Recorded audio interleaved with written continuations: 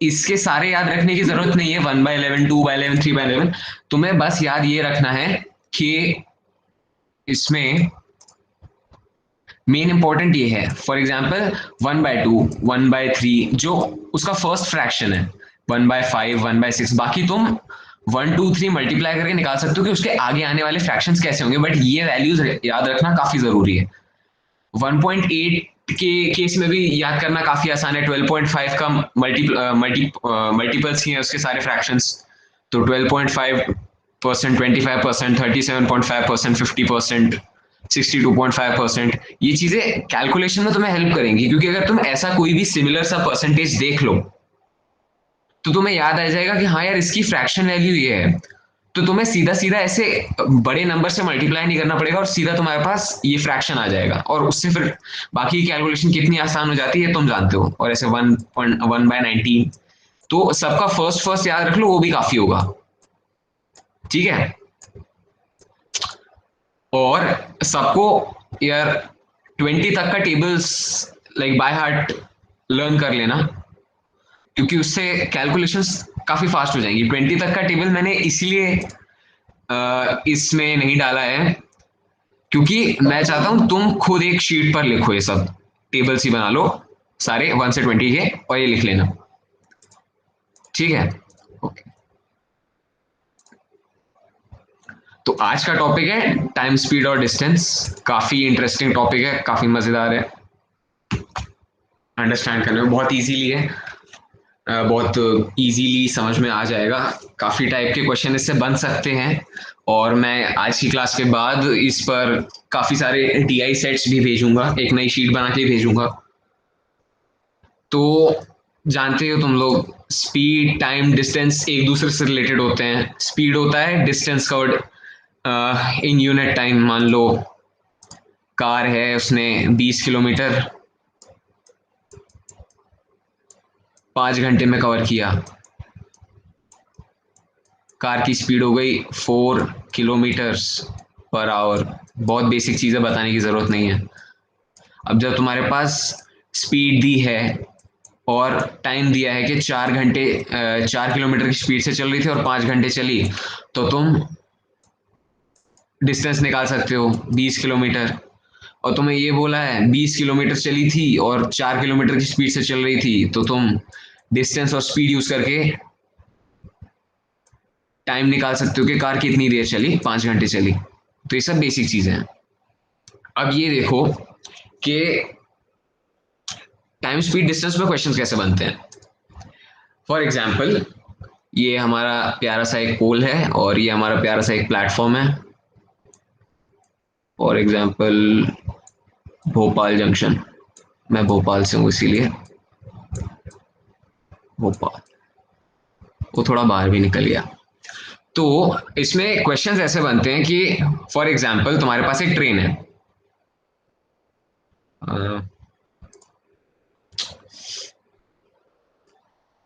For example तुम्हारे पास एक train है और तुमसे ये पूछेंगे कि अगर ये ट्रेन एक पोल को 20 सेकंड में पास करती है, या फिर एक पोल को अगर पास कर जाती है, तो इसने कितना डिस्टेंस चला।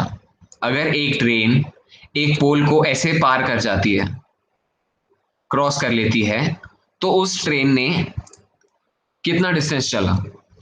तो अब ये देखो कि जो ट्रेन का स्टार्टिंग पॉइंट है, ये वाला ट्रेन का स्टार्टिंग पॉइंट, अगर मैं इस स्टार्टिंग पॉइंट को पहले लेके जाऊं, और जैसे ही starting point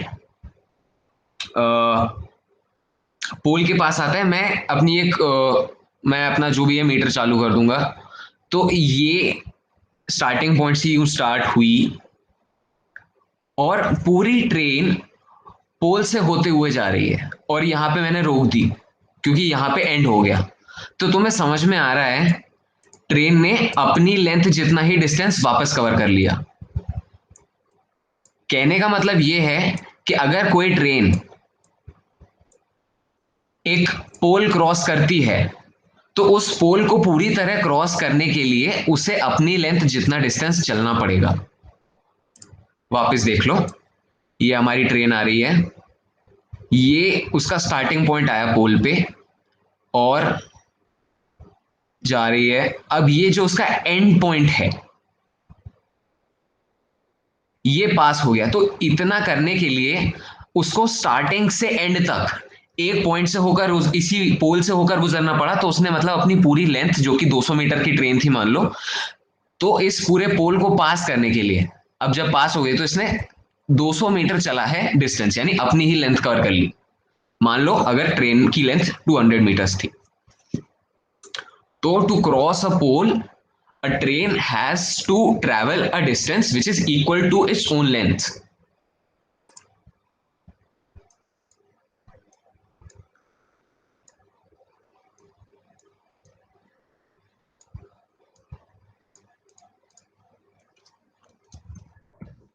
Cross a pole, train travels a distance equal to its own length. तो अब इस पे क्वेश्चन कैसे बन सकते हैं कि फॉर एग्जाम्पल एक ट्रेन जा रही थी 20 मीटर पर सेकेंड की स्पीड से।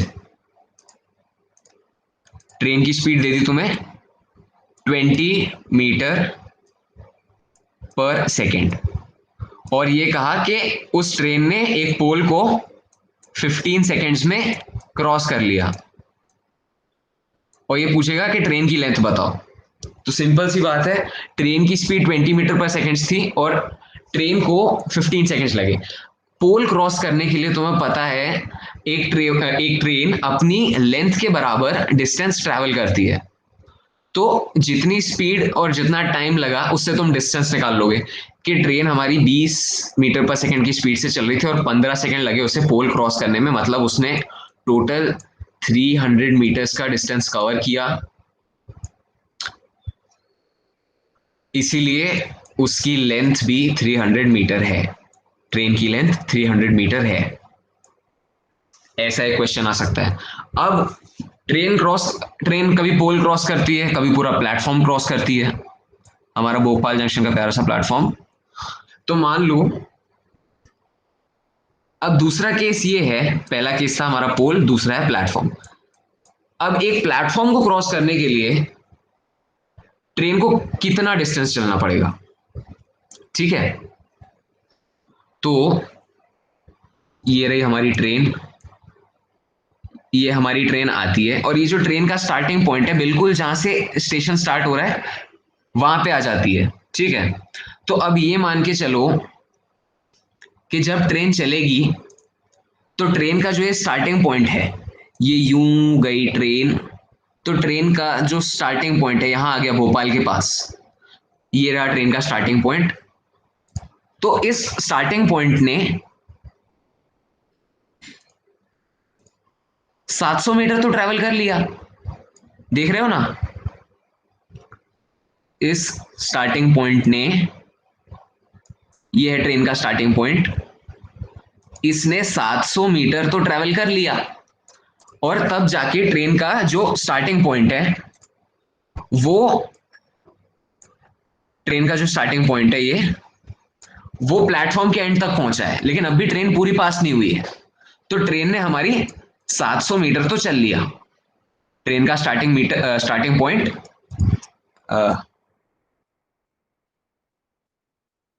700 मीटर यूं ट्रैवल कर लिया, अब ठीक है, लेकिन ट्रेन अभी पास नहीं हुई है।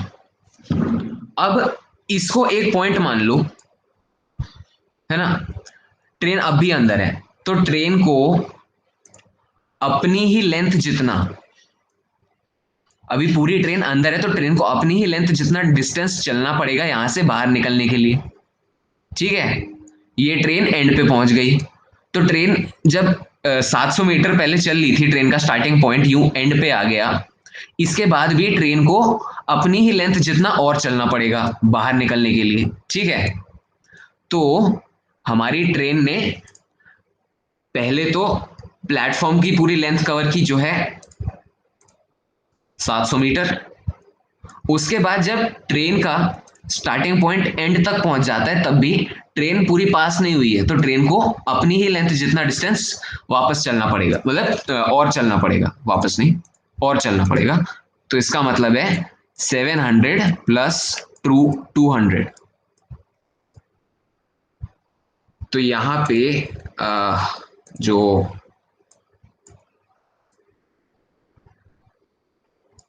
है मेन कंसेप्ट वो ये है कि travel to cross a platform, the train has to cover the length of platform, and train to cover the length of both of platform and train, यानी कि ट्रेन को प्लेटफॉर्म जितना यानी 700 मीटर तो चलना ही पड़ा, प्लस जब इसका स्टार्टिंग पॉइंट एंड पे आ गया तो ट्रेन को पूरी तरह पास करवाने के लिए अपनी लेंथ यानी 200 मीटर का डिस्टेंस उसने और कवर किया, 200 मीटर का डिस्टेंस उसने और कवर किया, यानी टोटल 900 मीटर्स। तो जब भी बोले कि प्लेटफॉर्म कवर करना है तो ट्रेन अपनी लेंथ प्लस प्लेटफॉर्म की लेंथ दोनों को कवर करेगी, ठीक है। जस्ट एक मिनट रुक जाओ।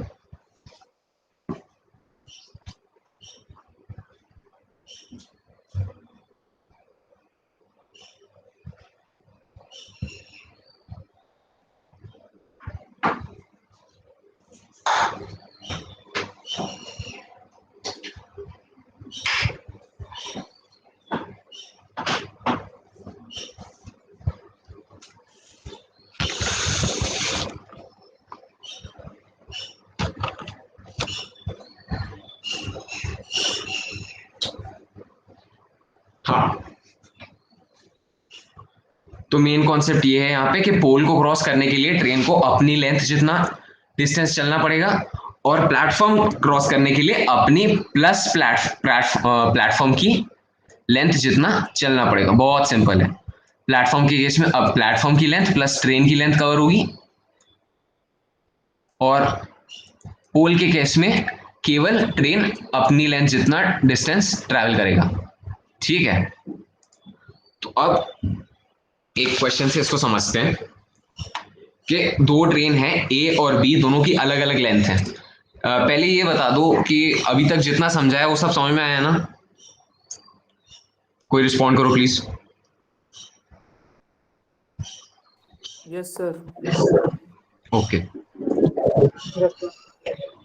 और किसी को कोई डाउट है तो अभी पूछ लो, समझा दूंगा मैं।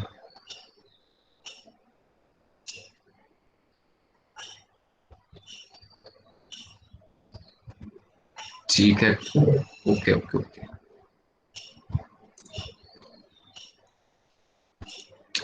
To trains A and B have different lengths, दोनों की अलग अलग लेंथ है, और एक प्लेटफॉर्म है 500 मीटर का, 500 मीटर का प्लेटफॉर्म।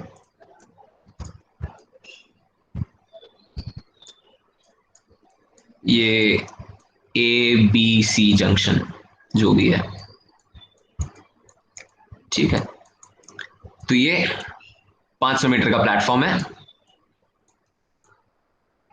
इस प्लेटफॉर्म को ट्रेन ए 20 सेकंड्स में क्रॉस कर लेती है at a speed of 40 metres per second, और ट्रेन बी इसे 30 सेकंड्स में क्रॉस कर लेती है at a speed of 30 metres per second. तो हमें ट्रेन की लेंथ निकालनी है यहाँ पे।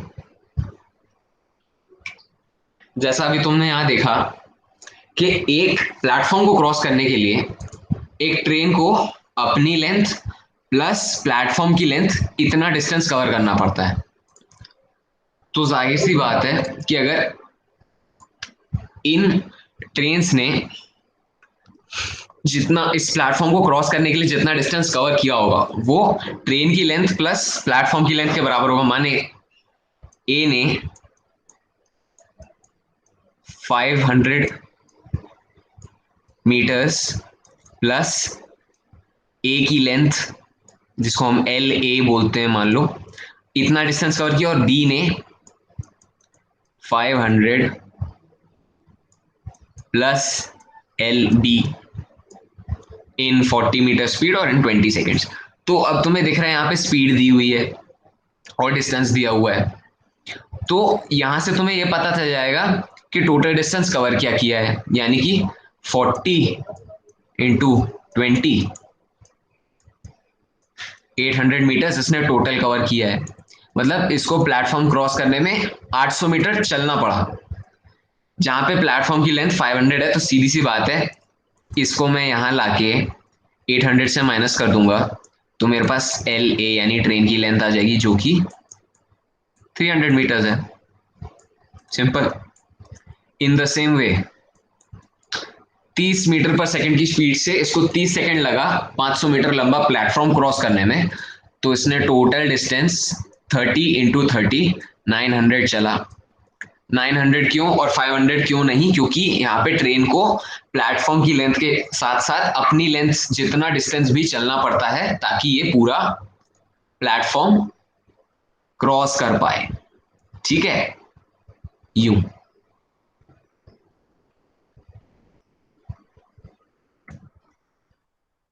तो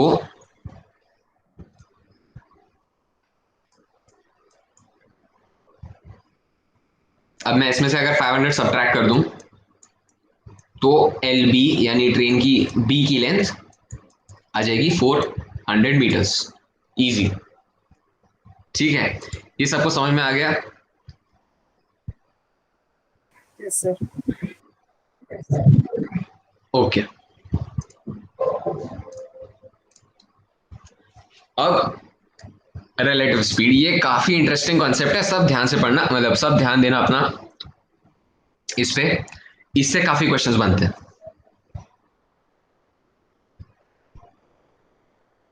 अब एक ऐसा केस मानो जहां पे एक चोर है और पुलिस है। तो पुलिस चोर को चेस कर रही है, दोनों के बीच में 100 मीटर्स का डिस्टेंस है। चोर 10 मीटर पर सेकंड की स्पीड से भाग रहा है। अब इतना तो तुम लोगों को लॉजिकली समझ में आ ही रहा होगा कि अगर पुलिस को चोर को पकड़ना है, तो पुलिस को चोर की स्पीड से ज्यादा स्पीड पर भागना होगा। इतना तो पता ही होगा, है ना? कोई नाम मत बोलना प्लीज। तो अगर मान लो, हाँ कोई ना बोलने वाला था क्या? यस सर, नहीं सर। ओके ओके, ठीक है। अब मान लो कि पुलिस भी 10 मीटर पर सेकंड की स्पीड से भाग रही है, चोर भी 10 मीटर पर सेकंड की स्पीड से भाग रहा है, पुलिस भी 10 की स्पीड से भाग रही है। तो दोनों के बीच का डिस्टेंस जो 100 मीटर है, वो कम ही नहीं हो रहा, कम ही नहीं हो रहा। जिंदगी भर भाग रहे हैं, ऐसे तो नहीं पकड़ पाएगी। और मान लो पुलिस की स्पीड 9 मीटर पर सेकंड है, पुलिस वाला थोड़ा मोटा है, तो ये जो डिस्टेंस है वो और बढ़ता जा रहा है। पहले 100 था, अब 110 हो गया, बढ़ता जा रहा है, बढ़ता जा रहा है। तो ऑब्वियस सी बात है कि हाँ, स्पीड ज्यादा होनी चाहिए। फॉर एग्जाम्पल मान लो स्पीड है 11 मीटर पर सेकेंड। अब हम कह सकते हैं हाँ, कुछ ना कुछ टाइम बाद पुलिस चोर को पकड़ ही लेगी, लेकिन कितना टाइम लगेगा ये बताना है। क्वेश्चन इस पे बनते हैं। क्वेश्चन ये एक पूरा क्वेश्चन है कि चोर और पुलिस के बीच में 100 मीटर्स का डिस्टेंस है। चोर 10 मीटर पर सेकंड से भाग रहा है और जो पुलिस है वो 11 मीटर पर सेकंड से भाग रही है। तो पुलिस को कितना दूर भागना पड़ेगा डिस्टेंस, यानी चोर को पकड़ने में, और कितना टाइम लगेगा चोर को पकड़ने में। ठीक है, तो अब ये समझो कि रिलेटिव स्पीड क्या होती है। रिलेटिव स्पीड होती है कि अब ये मान लो कि एक कार है ए, दूसरी कार है बी। ए 40 किलोमीटर की स्पीड से चल रही, 40 kilometre per hour, B 45 kilometre per hour. अब मैं यहाँ खड़ा हूँ रोड पे, मुझे दिख रहा है कि हाँ ए 40 किलोमीटर की स्पीड से जा रही है और बी 45 किलोमीटर की स्पीड से जा रही है। लेकिन अगर मैं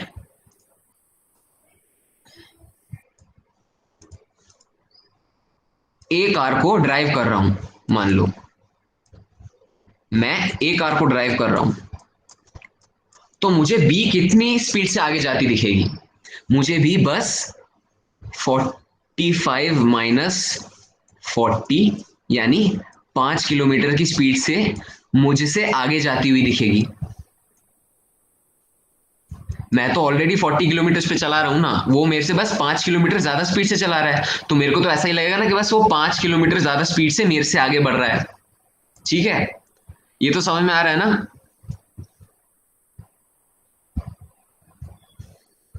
हाँ ना, बोलो। Yes, sir. ठीक है, गुड गुड गुड। यार थोड़े ज्यादा रिस्पॉन्सेज आएंगे ना तो और भी अच्छा लगेगा। ठीक है, तो नेक्स्ट टाइम से जब पूछूं तो सब रिस्पॉन्ड करना।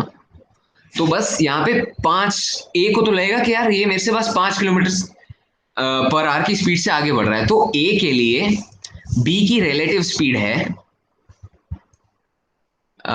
वी वेलोस मतलब sorry speed of B minus speed of A, यानी 45 माइनस 45 किलोमीटर्स पर आवर। ठीक है, तो यही रिलेटिव स्पीड अब हमें पुलिस को चोर को पकड़ने वाले टाइम और डिस्टेंस दोनों के बारे में बताएगी। तुम्हें यह पता है कि चोर 10 मीटर पर सेकंड की स्पीड से भाग रहा है और पुलिस 11 मीटर पर सेकंड की स्पीड से, तो इन दोनों के बीच में रिलेटिव स्पीड हो गई पुलिस की चोर से 1 किलोमीटर ज्यादा, 11 माइनस 10। ठीक है, 11 - 10 यानी 1 किलोमीटर पर आवर। अब ये देखो कि चोर 10 मीटर पर सेकंड की स्पीड से कितना ही तेज भाग ले, मतलब 10 मीटर की स्पीड से भागता जा रहा है।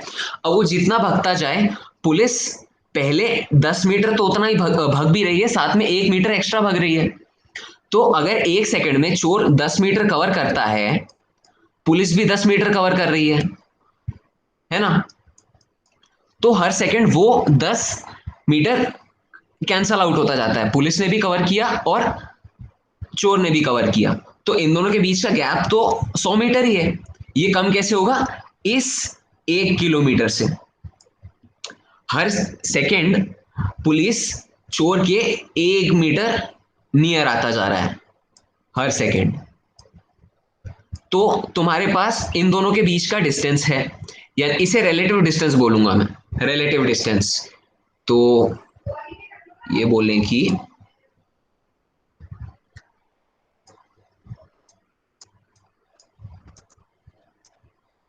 हाँ, relative distance between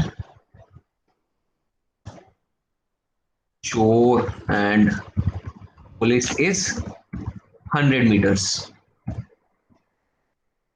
and relative speed of police is 1 metre पर सेकेंड। जब तुम्हारे पास डिस्टेंस है दोनों के बीच में और स्पीड भी है कि जिससे वो डिस्टेंस कम होता जा रहा है, तुम्हें पता है कि हर सेकंड अगर चोर 10 मीटर भाग रहा है तो पुलिस भी 11 मीटर भाग रही है, तो 11 में से 10 तो गया, कैंसल आउट हो रहा है, इसने भी 10 मीटर भागा पुलिस ने, और चोर ने भी 11 मीटर भागा, और जो एक्स्ट्रा 1 मीटर था वो इस 100 को कम कर रहा है। तो ये है कि टाइम टेकन, रुक जाओ,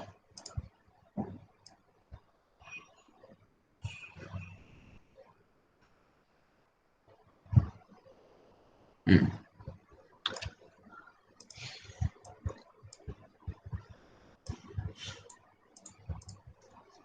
time taken by police to cross या टू कैच चोर is relative distance divided by relative speed। बस यही, बहुत इजी है।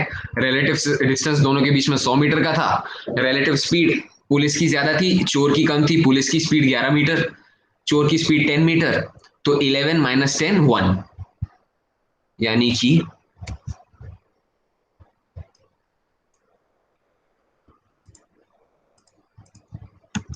100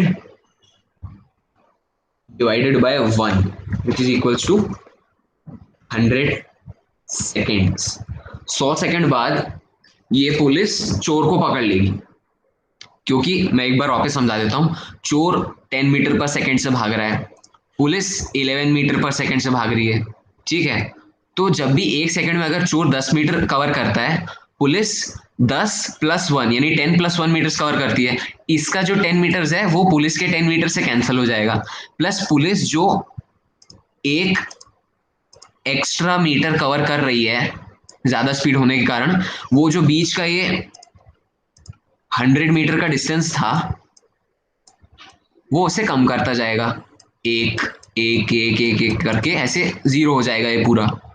तो उस रिलेटिव डिस्टेंस को ये जो रिलेटिव स्पीड है वो कितने टाइम में कवर कर लेगी, which is equal to time taken by police to catch चोर, यानी 100 divided by 1, 100 meters divided by 1 meter per second is 100 seconds। समझ में आया?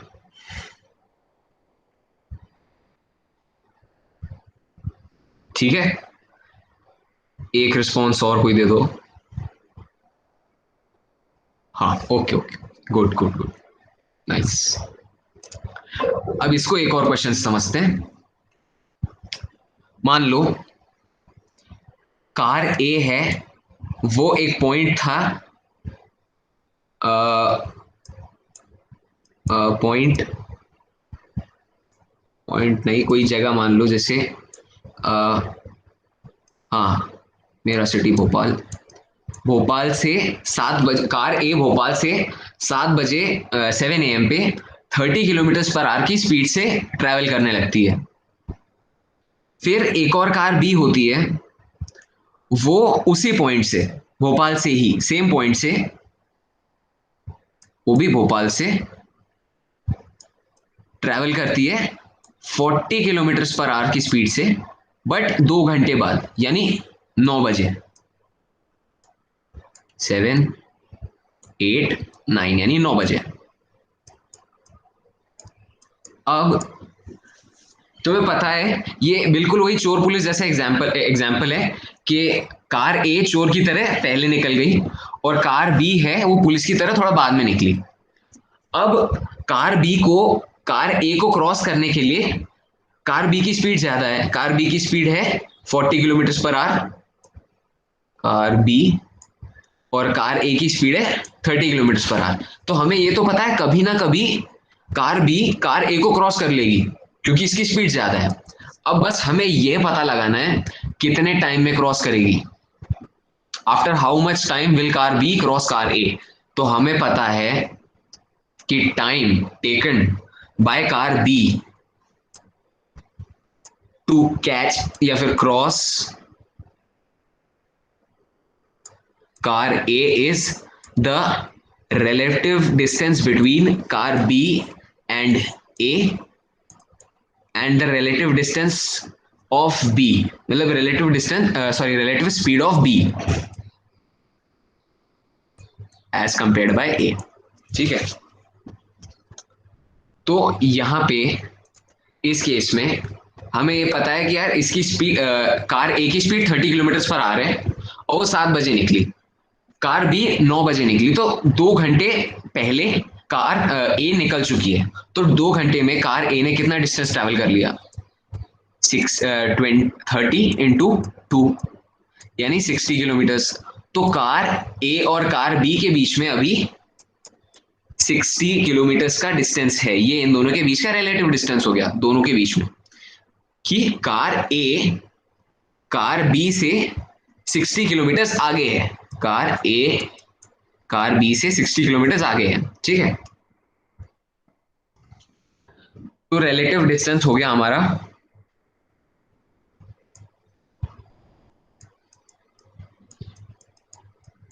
60 किलोमीटर्स।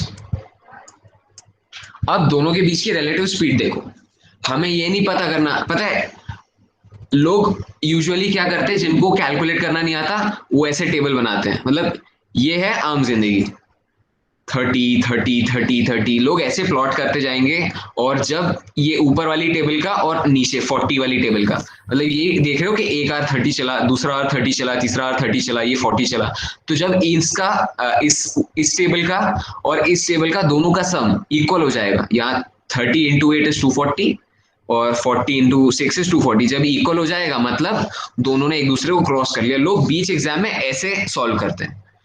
तो ये थी आम जिंदगी, और ये है मेंटोस जिंदगी, relative distance divided by relative speed. तुम्हें पता है कार ए की स्पीड 30 किलोमीटर पर आ रहा है, कार बी की 40, तो 40 माइनस 10, ये जो एक्स्ट्रा 10 किलोमीटर पर आवर हैं, यही इस 60 किलोमीटर को कम करता जाएगा। पहले एक आवर में 50 होगा, दूसरे आवर में ये 40 हो जाएगा, तीसरे आवर में 30, चौथे आवर में 20, पांचवें आवर में 10, और सिक्स्थ आवर में कार ए कार बी को क्रॉस कर लेगी। यहाँ पे तुम देख रहे हो, sorry 40 minus 30 which is 10, 60 by 10 is 6 hours. Simple, बहुत सिंपल। समझ में आया सबको?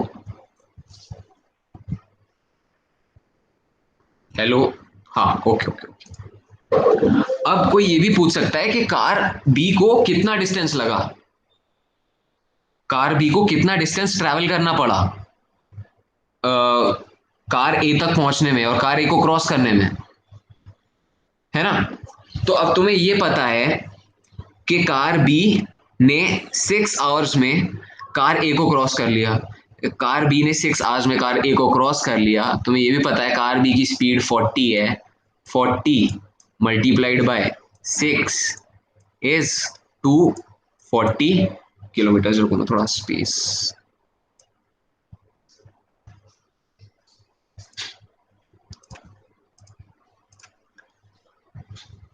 40 इंटू 6 यानी 240 किलोमीटर्स ट्रैवल करने के बाद कार बी कार ए को क्रॉस कर पाई, ये होगा 240 किलोमीटर्स।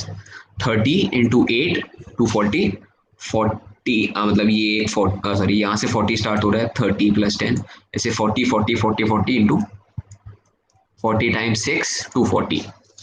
तो relative distance divided by relative speed तुम्हें टाइम दे देगा कि कितने टाइम में बी ए को क्रॉस कर लेगी, और फिर इसमें अगर तुम बी की जो स्पीड है वो मल्टीप्लाई कर दोगे यानी कि 40, तो तुम्हें ये पता चल जाएगा बी ने कितना डिस्टेंस ट्रेवल किया इसको क्रॉस करने में। ठीक है, ये भी समझ में आ गया डिस्टेंस वाला? Okay good. अब आते हैं हम नेक्स्ट क्वेश्चन पे।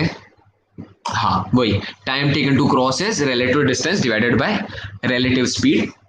और एक और चीज,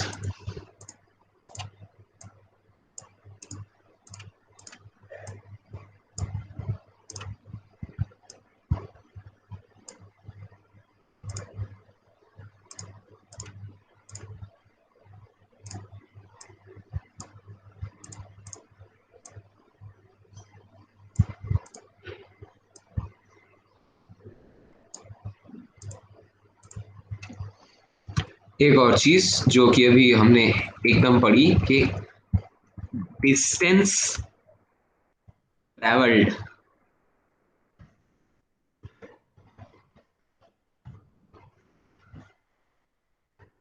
bye faster car to cross the slower car is equal to relative distance divided by relative speed multiplied by speed of faster car. वही कैलकुलेशन एक बार वापस ही कर देंगे. 60 किलोमीटर दोनों के बीच का डिस्टेंस था. Relative speed was 40 minus 30 10 multiplied by speed of faster car which was 40 km per hour. तो ये हो जाएगा पूरा 6 into 40 यानी 240 किलोमीटर बाद कार बी ने कार ए को क्रॉस कर लिया. Simple, very simple. अब ये जो रिलेटिव स्पीड वाला फंडा है ये हम ट्रेन्स वाले क्वेश्चंस में लगाएंगे. थोड़ा और इंटरेस्टिंग होगा और थोड़ा मजेदार भी. अब ये मानो कि ट्रेन ए है और ट्रेन बी है.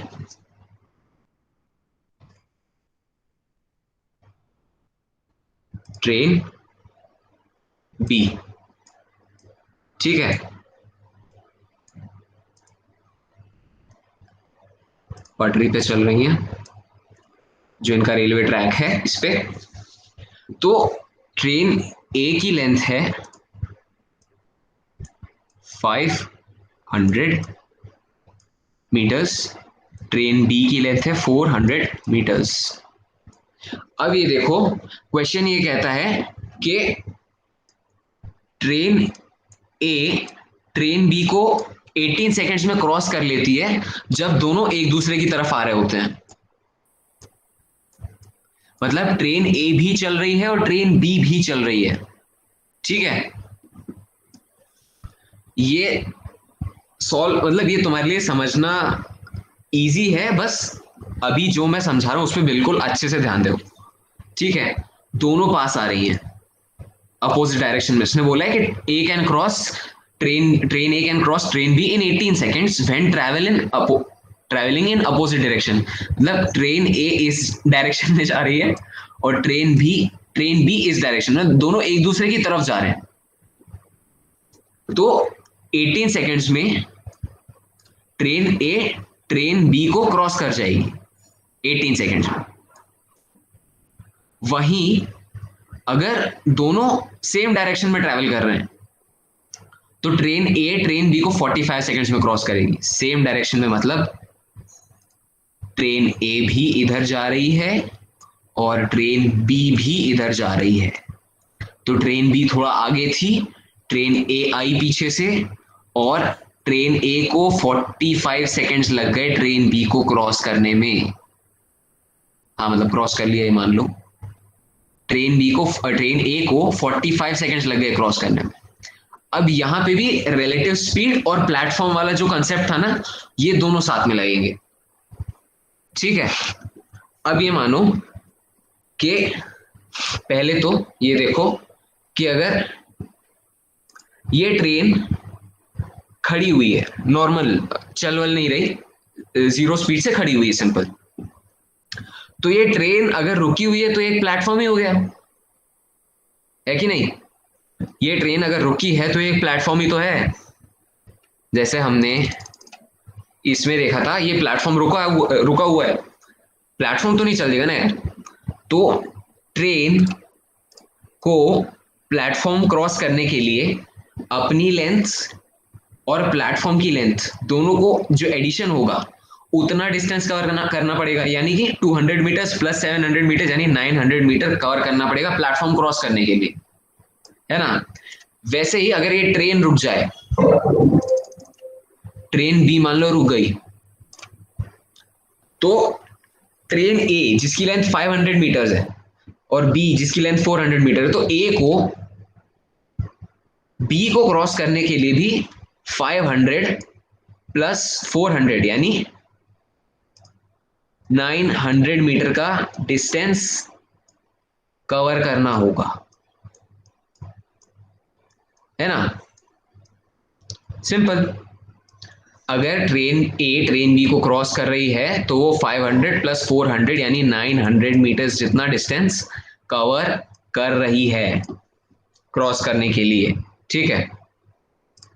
अब जब हमें पता चल गया कि अगर train A can cross B in 18 seconds when travelling in opposite direction और A can cross B in 45 seconds when travelling in same direction, यार यहां देखो, एक ट्रेन ए बी को क्रॉस कर रही है तो डिस्टेंस तो हमेशा 900 मीटर ही रहेगा, डिस्टेंस तो हमेशा 900 मीटर ही है हमारे पास। तो ये टाइम अलग अलग क्यों लग रहा है? अपोजिट डायरेक्शन में चल रहा है तो 18 सेकंड लग रहा है, सेम डायरेक्शन में चल रहा है 45 सेकंड लग रहा है। वो इसीलिए कि यार अगर ट्रेन ए और ट्रेन बी सेम डायरेक्शन में चलते हैं ना, तो हमारा रिलेटिव डिस्टेंस तो वही है जो कि 900 मीटर्स है। यहां पे रिलेटिव डिस्टेंस मान लो तुम्हारा, रिलेटिव डिस्टेंस या फिर डिस्टेंस जो कवर करना है हमें ट्रेन को क्रॉस करने के लिए, सिंपली अभी इसको मैं डिस्टेंस बोल देता हूं, दैट इज सेम डिस्टेंस तो तुम्हारा सेम ही 900 मीटर्स, बट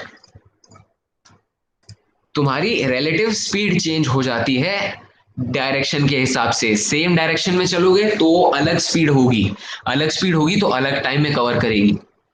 यहाँ पे भी सेम डायरेक्शन के केस में अलग स्पीड है, अपोजिट डायरेक्शन के केस में अलग स्पीड है, इसीलिए दोनों साइड अलग अलग टाइम लग रहा है क्रॉस करने में। समझ में आ रहा है?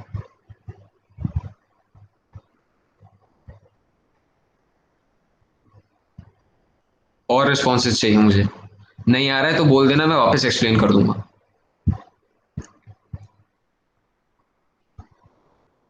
हाँ चलो, नाइस, गुड गुड। तो हमें पता है कि ट्रेन ए को ट्रेन बी को क्रॉस करने में अपनी लेंथ और ट्रेन बी की लेंथ दोनों का जो एडिशन है 900 मीटर्स, इतनी लेंथ को क्रॉस करनी पड़ेगी। एक बार क्रॉस कर रहा है तो अलग अलग टाइम में क्रॉस कर रहा है, दूसरी बार क्रॉस कर रहा है तो अलग दूसरे टाइप से क्रॉस कर रहा है, तो अलग टाइप से क्रॉस कर, मतलब अलग टाइम से क्रॉस कर रहा है। तो ये देख रहे हो कि जो डिस्टेंस है वो तो सेम है 900 मीटर्स, बट अगर सेम डायरेक्शन में चलोगे, सेम डायरेक्शन के लिए ये रूल होता है कि अगर तुम्हें पता है सेम डायरेक्शन में दो चीजें चल रही हैं तो relative speed, speed of A minus speed of B होती है, जबकि अपोजिट डायरेक्शन में ट्रेन ए सामने से आ रही है, ट्रेन बी भी सामने से आ रही है, दोनों अलग अलग पटरियों पर चल रहे हैं और तो अलग टाइम में क्रॉस करेगा क्योंकि दोनों की रिलेटिव स्पीड है, ऑब्वियस सी बात है यार, बढ़ जाएगी speed of A plus speed of B. तुम ही देख रहे हो, तुम जब रेस लगाते हो तो सब लोग एक सेम डायरेक्शन में भाग रहे होते हो, तो ऐसे में आगे चलने वाले बंदे को क्रॉस करने में बहुत ज्यादा टाइम लगता है, जबकि अगर वही बंदा तुम्हारे सामने सामने से दौड़ के तुम्हारी तरफ आ रहा है, तुम सामने से दौड़ के उसकी तरफ जा रहे हो, बहुत कम टाइम में एक दूसरे को क्रॉस कर लोगे। यही तो है रिलेटिव स्पीड का फंडा। माने ए की स्पीड कुछ है, बी की स्पीड कुछ है, अगर दोनों एक दूसरे के मतलब अपोजिट डायरेक्शन में यानी एक दूसरे की ओर जा रहे हैं, एक दूसरे के पास जा रहे हैं अपोजिट डायरेक्शन में, ए इस साइड जा रहा है बी इस साइड जा रहा है, दोनों एक दूसरे के पास आ रहे हैं, तो इनकी रिलेटिव स्पीड ऐड हो जाएगी।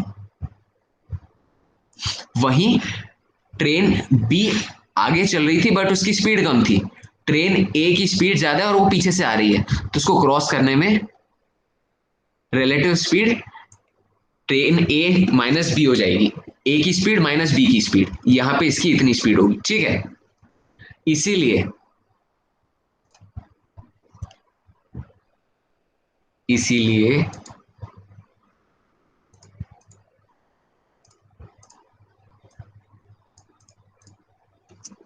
जो टाइम टेकन टू क्रॉस होता है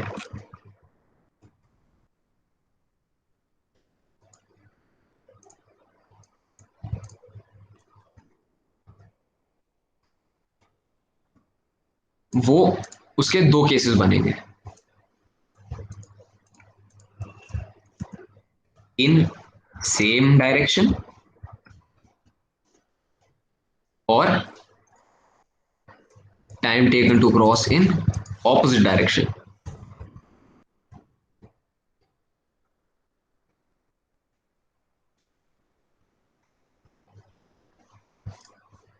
डिस्टेंस हमारा सेम ही था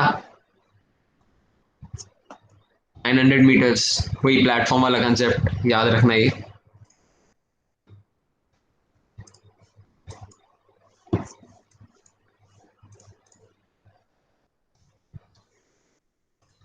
डिस्टेंस हमारा सेम ही है, बट कैच यहां पे ये है कि स्पीड अलग हो गई है दोनों केसेस में, simple.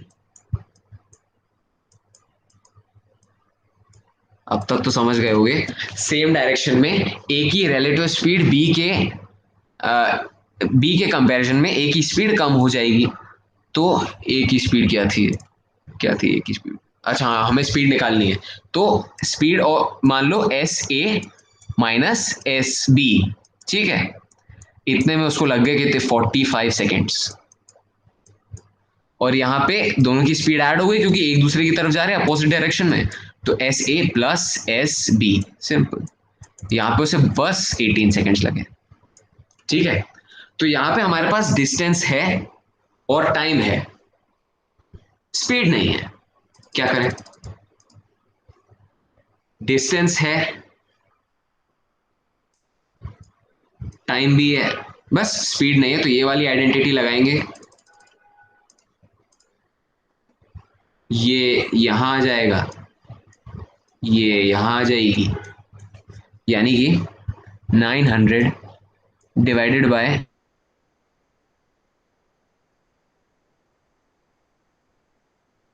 Minus S B which is equal to 20। और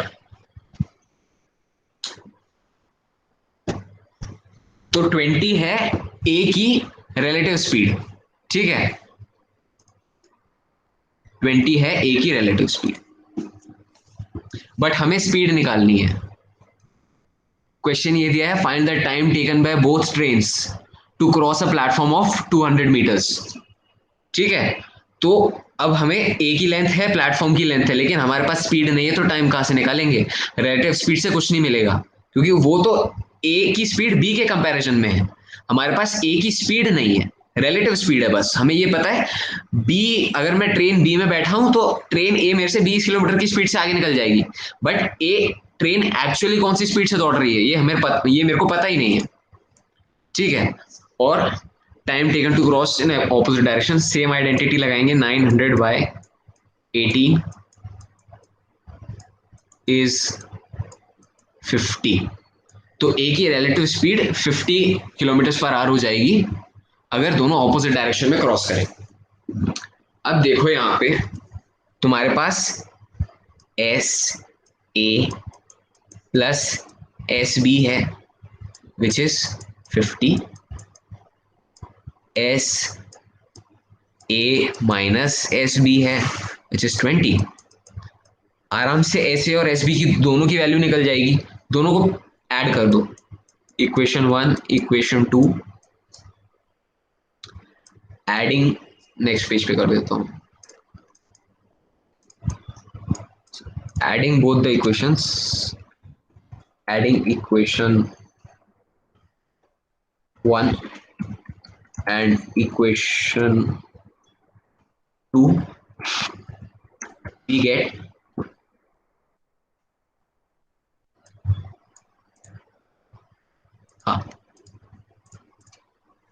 get S A plus S B plus S A minus S B, ठीक है, या S A plus S B plus S A minus S B which is equal to 50 plus 20 70 ना। अब ये देखो एक S B negative भी है, तो एस बी से एस बी कैंसिल हो जाएगा, तो तुम्हारे पास एक्चुअली क्या आ गया, 2 times S A which is equals to 70। तो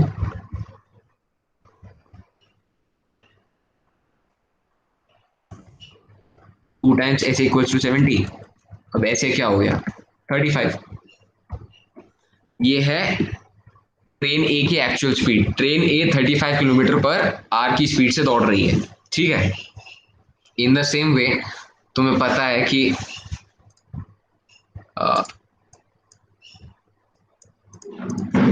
S A plus S B equal to 50।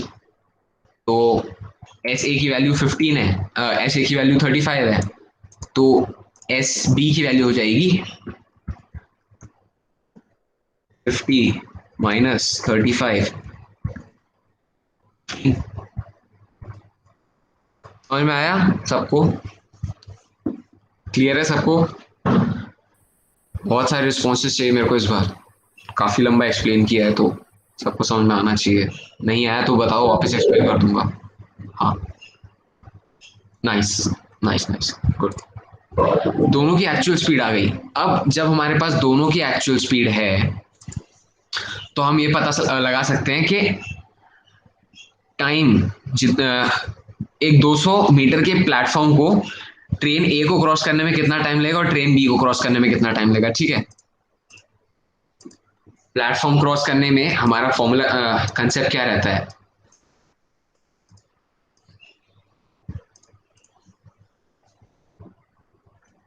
Time taken by A to cross platform of 200 meters is distance divided by speed। Distance क्या हो गया हमारा, डिस्टेंस हो जाएगा train A की length plus platform की length divided by speed of train A.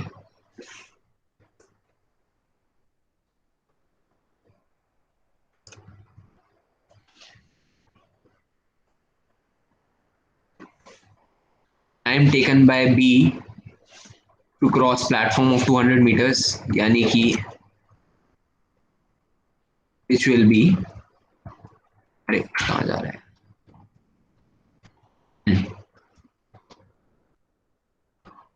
In B की length which is 400 metre plus platform की length divided by speed of train B, actual speed of train B, ना कि relative speed जो कि है।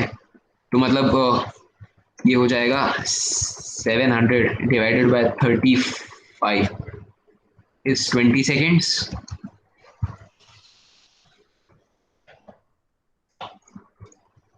और train B यानी जो टोटल डिस्टेंस है 600 मीटर्स का, इसकी लेंथ प्लस प्लेटफॉर्म की लेंथ, तो उसको 15 मीटर पर सेकेंड की स्पीड से कवर करेगी, तो 40 सेकेंड्स में पूरा प्लेटफॉर्म क्रॉस कर लेगी। ये हो गया हमारा पूरा क्वेश्चन। ये मुझे बस एक्सप्लेन करने में इतना टाइम लगा है। अगर तुम्हें कॉन्सेप्ट्स पूरे अच्छे से याद हैं, इसको मुश्किल से कितना 30 या 20-30 सेकेंड्स में सॉल्व हो जाएगा ये क्वेश्चन, बहुत इजी है। तो गाइज ये सारे ऐसे टाइप के क्वेश्चंस आ सकते हैं टाइम स्पीड एंड डिस्टेंस में। तो इस फाइल की पीडीएफ भी मैं भेज, ये जो जैमबोर्ड का पीडीएफ है ये भी मैं भेज दूंगा अभी, प्लस साथ में जो इसके कई सारे डाटा इंटरप्रिटेशन सेट हैं टाइम स्पीड डिस्टेंस में, उसकी भी 1-2 शीट्स बना के मैं आज या कल में एट मैक्स भेज दूंगा। तो आज की क्लास हम ये एंड करते हैं। हाँ, किसी को भी कोई क्वेश्चन है तो पूछ लो, एनी क्वेश्चंस।